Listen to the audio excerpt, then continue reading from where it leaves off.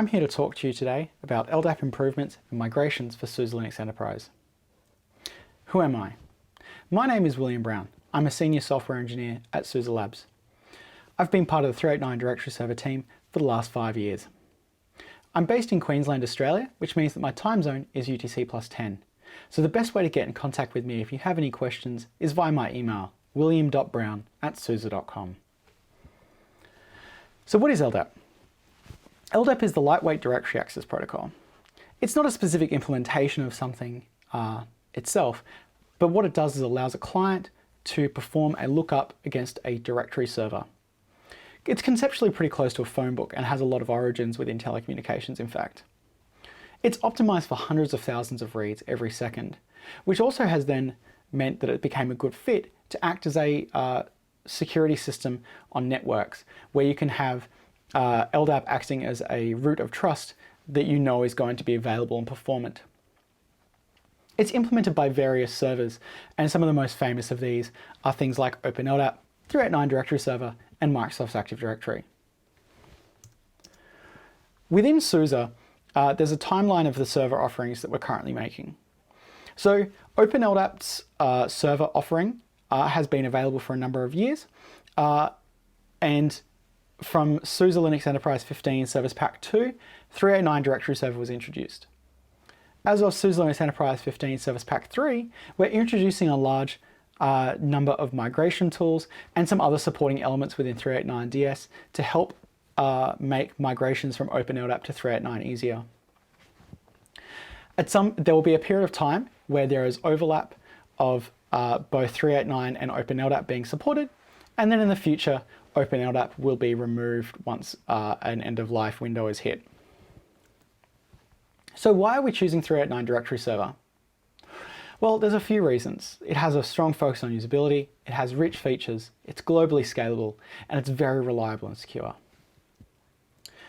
So in terms of the features and the focus on usability, Ldap has a reputation for being difficult to use, difficult to understand, and difficult to administer. So as a project, we have improved our administrative toolkits and systems to make it easier to use. And we have created a number of command line tools to support this. These are things like DSCTL, which allows you to do actions on the machine, generally requiring root or sudo. This is for things like managing TLS certificates, taking local backups, and installing and removing instances of the Ldap server. dsconf, which allows you to manage the configuration of the directory, and this generally requires directory manager, which is the administrative account within 389 directory server. These kind of administrative actions include things like managing backend databases, managing plugins, managing replication, and security and other settings that you can configure on the instance. And the final tool is DSIDM, where you have the ability to change the content of a database. And this is things like users and groups, resetting someone's password. This isn't really a self-service tool. It's more designed for, say, a help desk staff member or a system administrator trying to manage some accounts. And you can do privilege delegation without needing directory manager for this one. 389 has a lot of rich features, such as nested grouping support through member of, virtual attribute generation and templating. It has extensive Ldap schemas, so you don't need to be finding and importing schema. We tend to already have a lot of the schemas that most applications commonly want to use. We have access controls, rich access control language with the ability to do privilege delegation. We have many plugins which can provide different features and different data transformations and constraints. And realistically, like any Ldap server, 389 is a box of parts. You take the parts that you want and you need, and you put them together to suit your environment. We're globally scalable. What this means is that you can have many servers in a replication topology, and we have a active, eventually consistent replication system within 389. This allows multiple servers to be online and all accepting write operations, and then they will replicate internally and do a data resolution to make sure that that data is consistent. And if something can't be found to be consistent, that is preserved as a conflict entry for human intervention later so that no data is ever lost. Because of this replication, we can have multiple read-write servers in different physical locations, protecting you from disasters, but it also just improves high availability in terms of the fact that now you can do rolling restarts, you don't have an expensive failover fail-back process, so it makes it a lot easier to do patching and other routine maintenance that is required in a security-sensitive appliance. We can also expand this. So for example, here's an example where we have 4 read-write servers in a topology in a full mesh so that data is always being sent between them. And this absolutely works. I think 8 is the recommended maximum for servers in a read-write topology like this. Once we start to get larger though, in terms of scaling out, this is where we need to introduce read-only servers.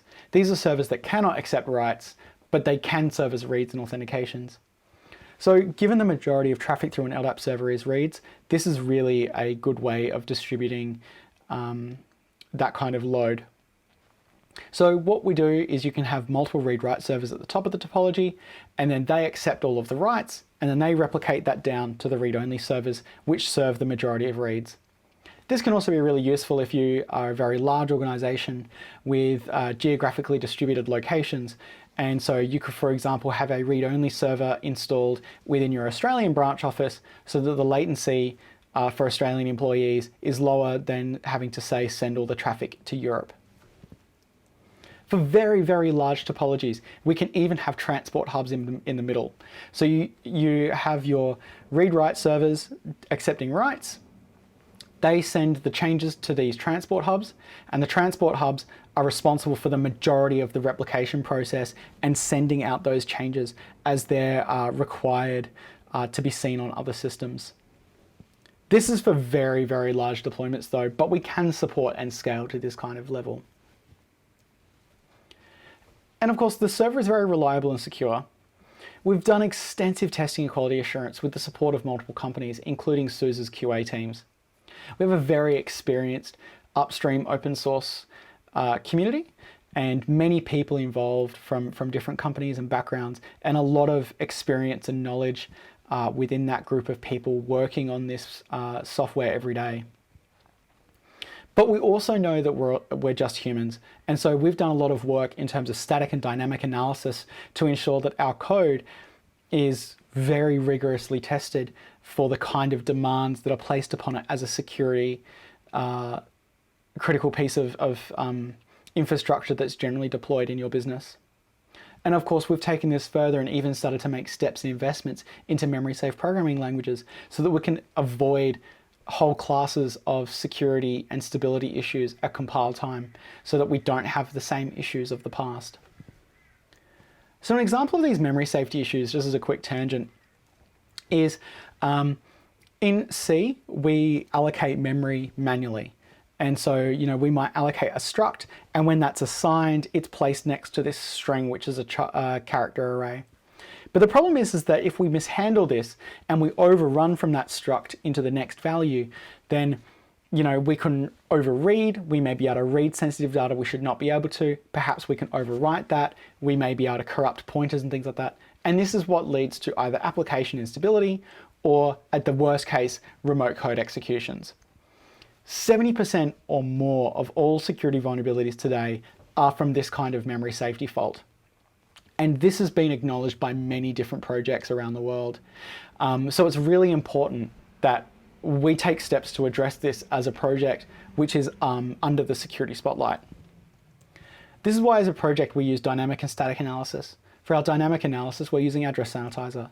What this means is that we put poison bytes in between our allocated memory, and when we overrun that or overread or overwrite, the process is terminated.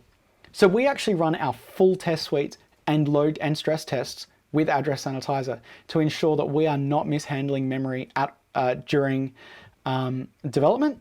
And it means that during production, we know that we have a strong level of assurance that we will not have issues in your production environments. And this is one of the just many things and attention to detail that makes 389 such a reliable and secure project. But let's compare now 389 Directory Server to Ldap. They have a lot of similarities. Both of them are Ldap v3 compliant servers, which means that your clients should not need modification in order to work with 389 Directory Server. They have many similar plugins and capabilities. So they're called overlays in Ldap, and there are many similarities between what's available. Not always equivalent, but similar. Both of them allow online dynamic configuration, which means that you don't need downtime in order to be making changes in your production environment. They both allow extensive customization. They both very strongly adhere to the box of parts philosophy. And they both allow external authentication and other integrations to other identity management systems within your organization. But of course, there are differences. Configuration is the main one. The way you configure and approach 389 Directory Server is very different to how you approach Openld. For example, we don't have the same kind of like static simple config as Openld does. We have dse.ldiff, which is, you can still edit it by hand, but it's a much larger configuration, and generally it's preferred to do it with dynamic administration instead. And just once you've learnt these differences, that's really just going to be a big step, is to adjust your processes and how you administer these differently. Performance. Openld is faster one-to-one. So if you have the same server, same spec, same load, Openld will be faster than 389. And this is just because of the different histories and attitudes and goals of the projects. Openld has been going after high performance for a long time, whereas 389 has gone after high reliability and security. And so as a result of these different focuses, Openld is showing that in their work. Replication, on the other hand, is where 389 shines. So 389 replication scales at a much larger rate, and we horizontally scale far more efficiently than Openld. So once you get past a couple of replicas, 389 tends to have much better handling and lower replication latencies and things like that. So we tend to actually have a much better setup when it comes to large distributed environments. 389 does not have an Ldap proxy, and this is a common deployment configuration to see with Openld acting as a proxy. And just keep in mind that we do not have a direct equivalent of that. Security, I think this is the big one, is really just that because of Openld's focus on performance and they haven't done as much work in terms of dynamic and static analysis, that means that they tend to have a higher rate of CVE publishing against the project and a higher rate of stability issues than we do in the 389 project. So 389 is far more reliable on that spectrum. So what does it look like to set up a 389 instance? So the way that an instance is set up is with the ds-create command. So this, again, like all of our other tools, has extensive help and support. So the first thing you do is you create a template, which is some answers about some of the things that you want your instance to be configured to look like. So this is what's going to define like your instance name and the directory manager password and things like that. You can take this template file and then reuse it on other machines. We direct that into a INF file, and then we can use that INF file to actually create the instance with the from file option. This differs from Openld in the fact that with Openld you would go to slapd.conf and just edit that file and start the service, whereas in directory server you do need to go through this ds-create install step to start the process. But now that it's complete, we can check that the instance is now running by using the systemctl command, and we can see that indeed the instance is there. We can also now check that it is responding properly on the Ldap port, and we can see that yes, it should be responding when we query the root DSE. And if we ask for extended attributes, we'll see that it is indeed 389 directory server. From here, this is where you can start to configure with those commands that I spoke about before, like dsconf. So The dsconf command has a lot of options, and again, this is for managing that instance. So this is what allows you to say, manage the backend, which is the databases that store users and accounts, plugins, which can change content, or replication. So there's a lot of things that dsconf can do here for managing your instance. So let's talk about migrating from Ldap to 389 directory server now. So in this process, we were really careful to make sure that we didn't tamper with your existing production environment, because we know that Ldap is generally at the core of a business and your network and system security. So any kind of outage or downtime to this could be show-stopping. So regardless of what your Openld topology is on the left, this process is the same. So nothing happens on your production instance with the exception of taking a backup. So we take a backup of your databases in LDIF format, and along with the configuration in the dynamic format, there is a method to convert the static slapd.conf to the dynamic config format. These are then transferred to another server where you have a 389 instance that you want to import this data to. And we feed that through the Ldap to DS tool, which reads these two backups offline and then reconfigures the 389 instance based on the content you have provided. At this point, you can begin to build your 389 instances out. And so this is where you start to set up the parallel topology, and you can reconfigure them with any extra configurations that you require for your environment.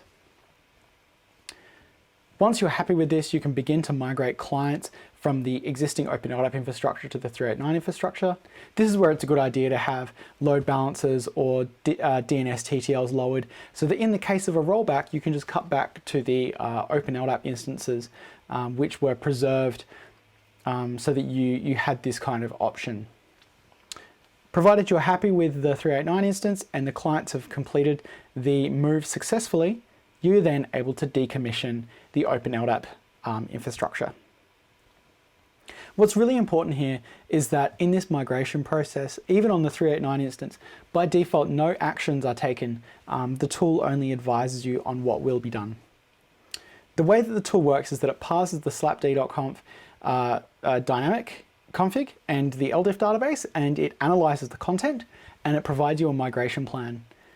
If you accept the migration plan, the migration steps are then applied to the 389 directory server instance, and a post-migration task checklist is generated based on the configurations that we found during that analysis. So let's show you a demo of what this migration looks like. So we're going to use the Ldap to DS tool, and again, like everything else, it has extensive help and documentation. So the tool shows very clearly what it's for. It discusses the content that we are able to migrate and the content that we cannot. This includes things like automatically migrating your schema, your database content, your indexes, and certain plugins that have equivalents. Some content we can't migrate because of the complexity we discuss here, and we give alternatives such as classes service for dynamic directory services, things like that. So there's it's very clear here, so you can start to build your migration plan. We then also give you the steps as to what is required for this tool and to how to take those backups in a non-destructive way without affecting your production instance, because that's so paramount. So I prepared a backup of an Ldap server before, which can be found here, and we can see that it has two databases as well as its dynamic configuration. So we can begin to use this tool, and we say that we're going to configure the localhost instance that we created just a moment ago, and we're going to feed in these configs that we have here, as well as our database backups. It doesn't matter which order these database backups are provided on the command line, the tool examines them and works it out. So this is run, and we can see that a migration plan has been generated, which shows us here are all of the schema elements that we will import. Here are the databases we will create, the plugins that we will enable, and what configurations we'll provide to them, as well as indexes that we are going to create and apply to the database based on your configuration. If we're happy with this plan, we can confirm it, and then now the migration steps are applied. Some of these steps will of course take longer than others, especially to the database migration ones. They are some of the most I/O intensive. So, but once this is complete, a series of post-migration tasks are then run internally. And this is things like, re-indexing or applying fix-up tasks for data consistency. And then afterwards, the migration checklist is printed. Now, this has some generic steps, but it also has steps that are unique to your environment, such as, the plugins that we enabled. You should go and check the configuration that we generated is correct, and that you should check your database content is correct. And so, we can actually start to check some of this now. So we can list the databases that exist on this instance with the dsconf command. So you do dsconf localhost backend suffix list, and that will show us that we have both databases attached, and now we can inspect the content of these databases. Now, when we do this search, it's worth noting that the search is done with Directory Manager, and the reason for this is that because we cannot import OpenLDAP's access controls automatically into 389, by default 389 will deny access to all of the entries, so it may look like your data has not imported. It has. It's just that you need to apply access controls before you can see it as anonymous or other accounts. So as you can see, the data has imported, and it's all there, but also things like member of have been correctly enabled as plugins, and the data regenerated, which is what we want for these things. So in conclusion, 389 Directory Server will be the only Ldap server option in SUSE Linux Enterprise in the future. 389 DS and OpenLDAP do have many differences that will take time and effort to learn, but you do have that time. That's why there's the overlap window. Please try out the 389 Directory Server and the OpenLDAP to DS commands in your staging and development environments. Again, these tools have been designed in such a way that you can take these offline backups and run them multiple times so that you can build up and develop your migration plans before you get to production. And of course, report to us what is good or what doesn't work. We really do want to help you to make sure that your migrations are a success here. And of course, ask questions. Every question is always a potential improvement. Thank you very much for your time.